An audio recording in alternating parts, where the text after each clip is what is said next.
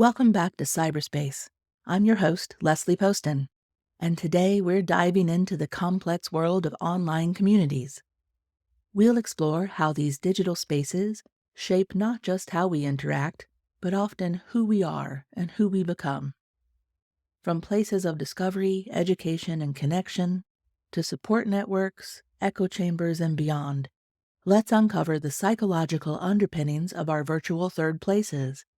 This episode will lay the groundwork for several future episodes on various aspects of online community as well. As real-world, accessible, free third places have dwindled, online communities have become a pivotal part of the digital age, serving as a replacement for the offline third place. Online communities provide a gathering space for sharing information, fostering relationships, and even shaping political and cultural narratives. But what draws us to these digital communities? And once we're there, how does our participation in them and their algorithmic attributes potentially change us? Are these changes universal, or are they influenced by generation, culture, or other offline influences on users? Human beings are inherently social creatures. Historically, our survival depended on our ability to cooperate within groups. Today, while we may not face the same physical threats, the basic human need for connection remains. Digital platforms satisfy this need by offering spaces where like-minded individuals can meet, regardless of geographical boundaries. The allure of finding your people can be incredibly strong, especially for those who feel isolated, endangered, or marginalized in their physical environments. But it's not just about connecting over shared interests. These platforms also offer the allure of anonymity and the freedom to explore facets of identity that you might feel unable to express offline.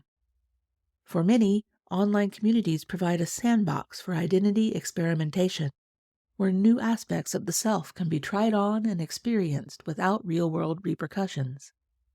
Beyond just finding community, digital platforms also serve as venues for personal expression and social activism. For instance, movements such as Me Too, Free Palestine, and Black Lives Matter have shown how online communities can mobilize and empower individuals to enact social change. These platforms allow for the rapid dissemination of information and the ability to organize physically dispersed individuals toward common goals. Academic research further supports this dynamic. Dr. Zainab Tufekci, in her book Twitter and Tear Gas, highlights how digital platforms have transformed the pace and scope of social mobilization, allowing movements to rise rapidly, but also facing challenges in sustainability and structure. These platforms amplify voices that might otherwise be unheard or suppressed, providing a space where collective identities form and evolve quickly. Studies support this idea that participation in online communities leads to increased civic engagement. A 2020 study by the Pew Research Center highlighted that individuals active in online political forums are more likely to participate in political rallies and campaigns. This supports what we've seen on our screen and in our offline communities, that our digital communities not only serve as a space for discussion, but also act as catalysts for offline action, bridging the gap between online engagement and real-world activities. Moreover, online communities like Reddit have subreddits dedicated to virtually every interest under the sun, from gardening to particle physics. Communities like these often facilitate peer-to-peer learning and collaboration that might not be possible locally. Academics like Dr. Jenny Davis, a sociologist specializing in technology and society, argue that these interactions can significantly enhance individual creativity and distribute knowledge across traditional geographic and social boundaries. The draw of digital communities varies significantly across different generations. Millennials and Gen Z, for example, use online platforms not just for social interaction, but as primary sources of news, activism, and a space for civic engagement. Dr. Nancy Bame's research at Microsoft highlights how these generational differences influence engagement levels and the types of communities that individuals choose to participate in. Her studies suggest that younger users are more likely to engage in communities centered around social justice issues compared to older generations who might favor communities based on hobbies or professional interests. However, the impact of these digital communities is not felt uniformly across all demographics. Younger generations, particularly Gen Z, are native to these digital spaces and navigate them with the intrinsic understanding and fluency that older generations might lack. This generational divide can lead to different patterns of usage and influence, with younger users often leading the way and defining the norms and use of these digital communities. Cultural backgrounds also play a crucial role in how individuals interact within these digital spaces. By Dr. Shihui Han explores how East Asian communities tend to value collective opinions and consensus online, which contrasts sharply with the more individualistic expressions often seen in Western online communities. These cultural nuances significantly shape the dynamics within digital platforms, influencing everything from the types of dialogue that emerge to the ways disagreements are handled. Furthermore, the evolution of digital communities reflects broader societal shifts. As physical community spaces like local community centers and public squares become less common, people of all ages turn to digital space to fulfill these communal roles.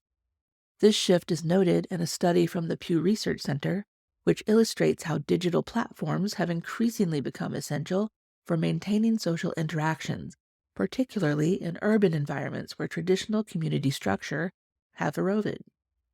As we participate in these communities, they can begin to influence our sense of self. Social identity theory, which we've touched on before, explains how group affiliation impacts self-esteem and identity.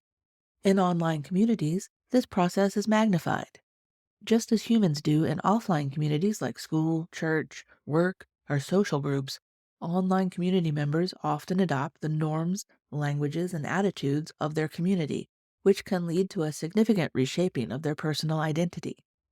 For instance, consider how language evolves within niche online groups. Specific phrases or memes that are born in these communities can become integral parts of communication, signaling membership and belonging. Over time, this shared language can alter someone's way of thinking, as cognitive linguistics suggests that the language we use influences how we perceive the world. Research from Dr. Russell Belk of York University has explored how online environments influence the concept of the extended self, a theory that suggests our possessions, and now our digital profiles, are a continuation of our identities.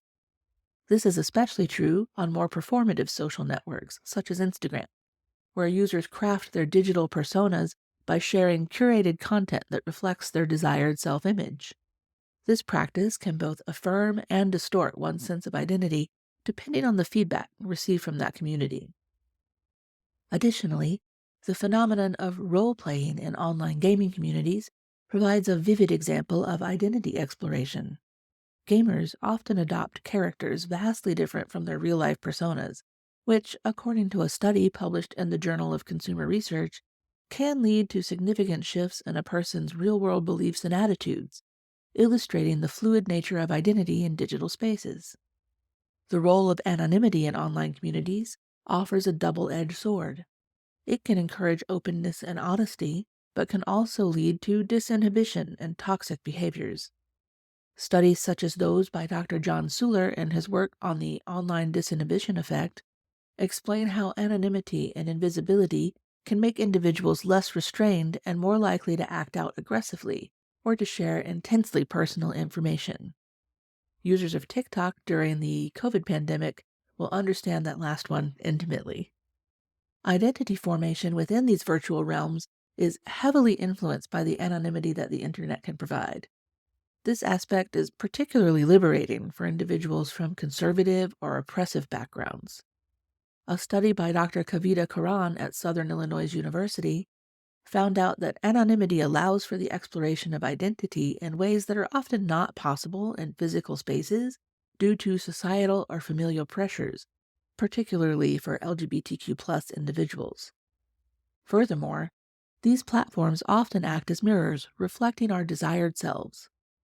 Dr. Aaron Buckles with the Dark Personality Research Lab at University of Winnipeg suggests that the ways we interact in these spaces can enhance or diminish our self esteem depending on the validation we receive. For example, positive feedback on platforms like Instagram can enhance one's self view, while negative interactions can lead to feelings of inadequacy or anxiety. Culturally, the formation of identity online also varies significantly.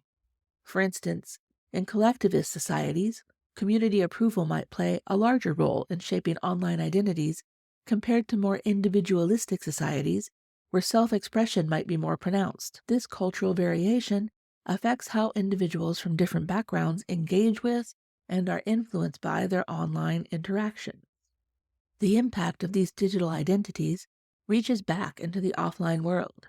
The concepts introduced online, from new ways of self identification to emerging social norms, are transforming offline social interactions and societal expectations. Dr. Judith Donath from MIT's Media Lab discusses how online identity cues, such as language use, affiliation, slang, and even avatar choice can spill over into real world settings, influencing everything from fashion trends to political movements. Additionally, the rapid spread of internet memes, as well as that aforementioned online slang among different cultural and age groups, highlights the fluidity and permeability of online offline boundaries. These elements of digital culture are not only shaping how individuals present themselves online, but also redefining interpersonal communication across different societal segments, as explored in research published in the Journal of Computer Mediated Communication. Each community also develops its own set of norms and rules, often unspoken. These norms can enforce conformity and discourage dissent, leading to what's known in social psychology as groupthink. This phenomenon can stifle innovation and critical thinking, as the desire for harmony and conformity overrides the motivation to present alternative views or critiques. However, when managed well, community norms can also promote supportive and nurturing environments. For example, many support groups for mental health, addiction recovery, or chronic illnesses offer lifelines to those struggling. For people in disability communities, online community offers them access to each other that they are often denied in offline, inaccessible spaces. These communities enforce norms of non judgment and confidentiality, which are crucial for creating safe spaces where individuals can share openly and support one another. Also, as a side note, I encourage you to find and follow creators in your online spaces, such as Imani Barbarin, who goes by Crutches and Spice, and other influencers who talk in depth about communications around disability and other issues online and can bring you knowledge of these issues from a different perspective. Highly recommend. In the professional realm, platforms like LinkedIn demonstrate how online community norms can influence behavior and professional identity. The norm of maintaining a polished professional image on LinkedIn influences how users present their accomplishments and interact with others, often fostering a culture of networking and career development. Additionally, the adaptation of professional norms within digital communities such as LinkedIn shows how online behaviors can influence career prospects and professional relationships. The norms of professionalism and networking in these spaces often translate into economic opportunities, demonstrating the tangible impacts of community norms on personal advancement. These norms can also act as thought limiters, restricting people's behavior as they seek not to lose those opportunities, which can have a wider impact in the offline world as well. Academic research into community norms, such as the work by Dr. Cass Sunstein on group dynamics, supports the idea that these norms not only influence individual behavior, but can also lead to significant changes in law and policy.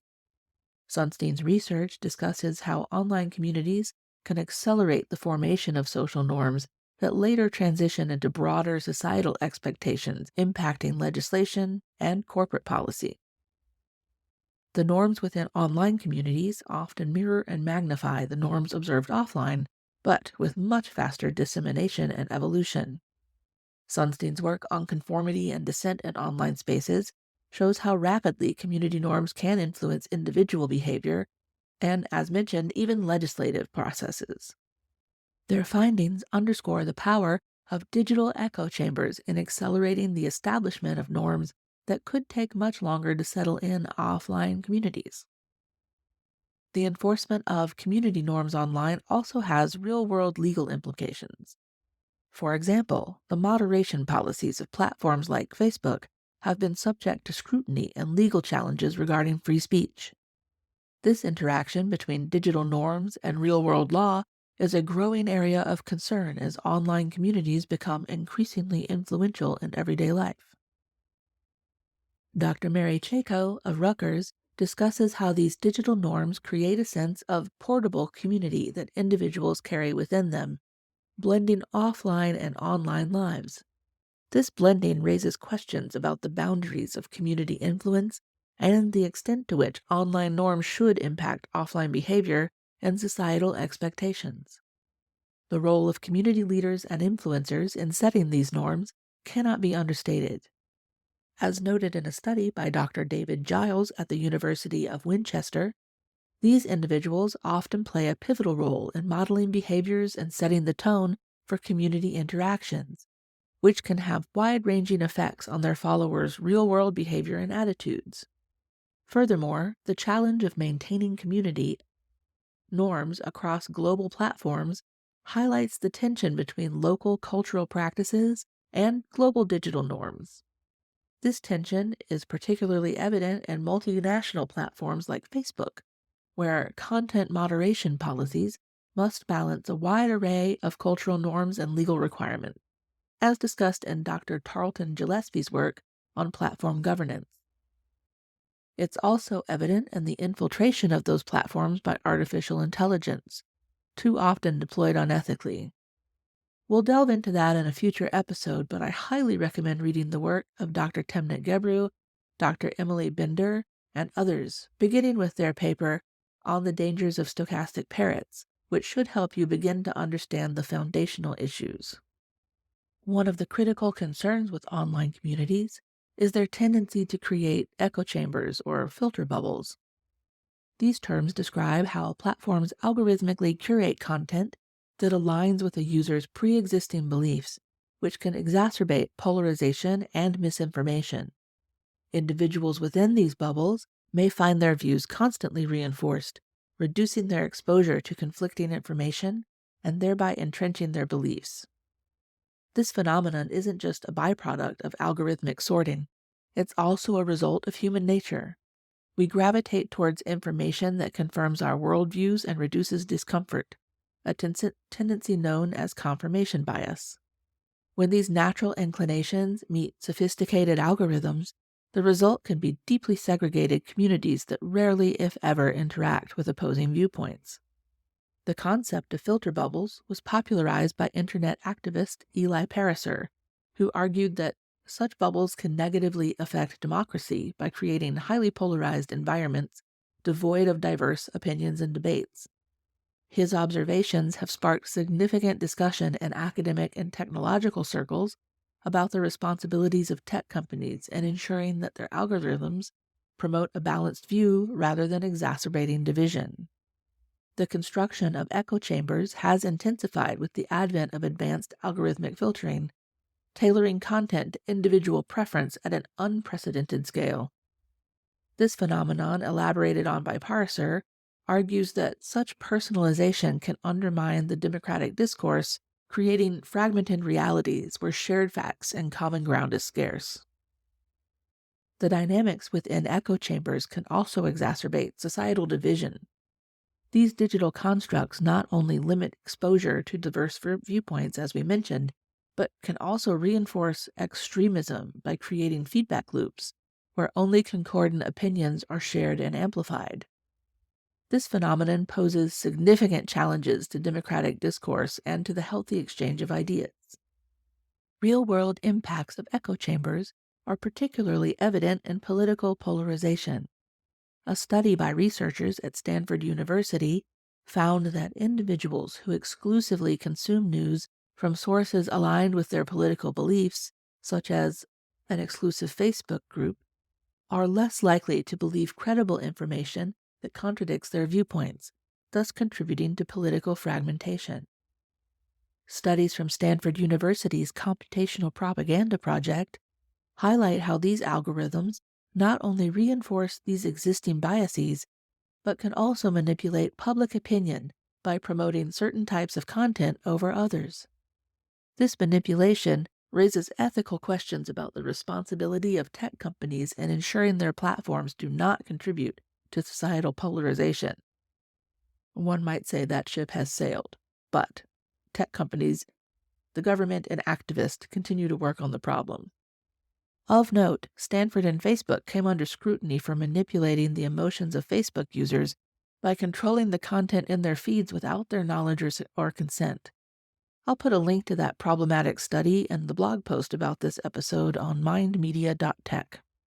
Going back to Sunstein's work, we know that echo chambers can influence public policy and decision-making processes. By isolating individuals within curated content loops, these chambers can skew perceptions of public opinion, polarize political debates, and lead to policy decisions that do not accurately reflect the broader societal needs and wants of the constituency. Moreover, the impact of these algorithms transcends cultural and generational divides, creating a homogenized digital experience that can dilute local identities and traditions. This effect poses significant challenges for cultural preservation in the digital age, as younger generations may prioritize global digital cultures over local tradition, as observed in research by Dr. Haney Farid, a digital forensics expert at UC Berkeley.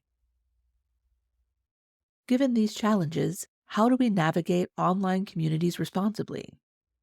Awareness is the first step. Recognizing the existence of echo chambers and the impact of community norms on our thinking is crucial. Beyond awareness, actively seeking diverse perspectives can help mitigate some of the adverse effects.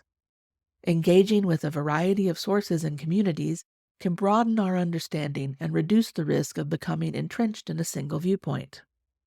To combat the negative aspects of online communities, digital literacy initiatives are crucial.